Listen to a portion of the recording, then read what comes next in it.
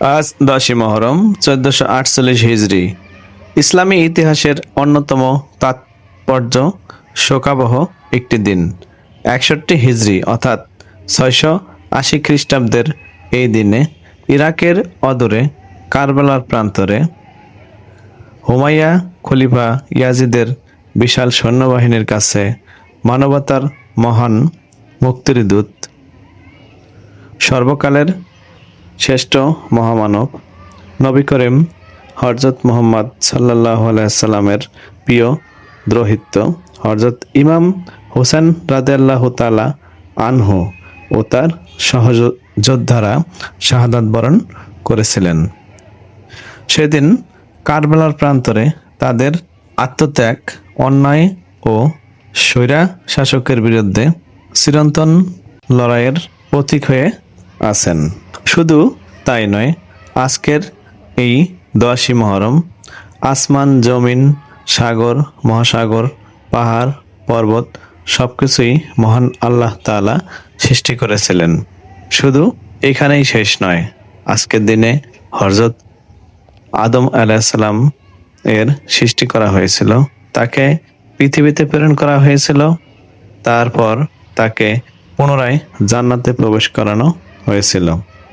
শুধু এখানেই শেষ নয়, আজকের এই দিনে দীর্ঘ 18 বছর রোগ ভোগের পর হযরত আইয়ুব আলাইহিস সালাম এর দুরারোগ্য ব্যাধি থেকে মুক্তি লাভ হয়েছিল। আজকের দিনে হযরত সুলাইমান আলাইহিস সালামকে পৃথিবীর রাজত্ব দেওয়া হয়েছিল। আজকের এই দিনে ইউনূস আলাইহিস সালামকে 40 দিন পর দজলা নদীতে মাছের পেট থেকে উদ্ধার করা হয়েছিল। আজকের এই দিনে হযরত মুসা আলাইহিস সালামকে ফিরআউনের কবল থেকে রক্ষা করা হয়েছিল। আজকের এই দিনে হযরত ঈসা আলাইহিস সালাম এর পৃথিবীতে আগমন হয়েছিল এবং জীবিত অবস্থায় আসমানে উত্তোলন করা হয়েছিল। আজকের এই দিনে হযরত ইদ্রিস আলাইহিস সালামকে আসমানে উত্তোলন করা হয়েছিল। আজকের এই দিনে হযরত দাউদ আলাইহিস সালামকে বিশেষ সম্মানে ভূষিত করা হয়েছিল। আজকের এই দিনে খাইবার যুদ্ধে বিজয় অর্জন হয়েছিল, যে যুদ্ধকে বলা হয় ঐতিহাসিক যুদ্ধ। আজকের এই দিনে মাদায়েন এবং কাবিসিয়ার যুদ্ধে বিজয় অর্জন হয়েছিল। আজকের এই দিনে হযরত আলাইহিস সালামকে জান্নাতে প্রবেশ করানো হয়েছিল। আজকের এই দিনে হযরত আদম আলাইহিস সালামকে জান্নাত থেকে দুনিয়ায় প্রেরণ, আবার গুনাহ মার্জনার পর তার সঙ্গী হাওয়া আলাইহিস সালাম এর সাথে সাক্ষাৎ হয়েছিলেন।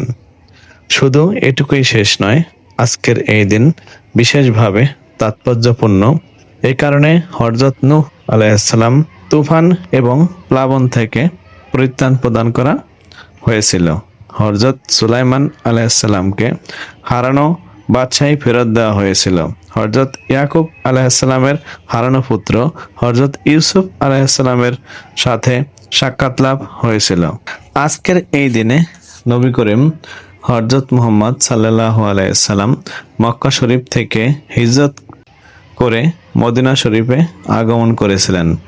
আর সর্বোপরি ইমাম হোসেন রাদিয়াল্লাহু তাআলা আনহু ও তার 77 জন ঘনিষ্ঠ সহযোদ্ধা ইয়াজিদের বিশাল সৈন্যবাহিনীর কাছে শাহাদাত বরণ করেছিল। এই 10ই মহরমকে আল্লাহ আরো বেশি মহিমান্বিত এবং আমাদের শিক্ষণীয় করে তুলুন। আমিন।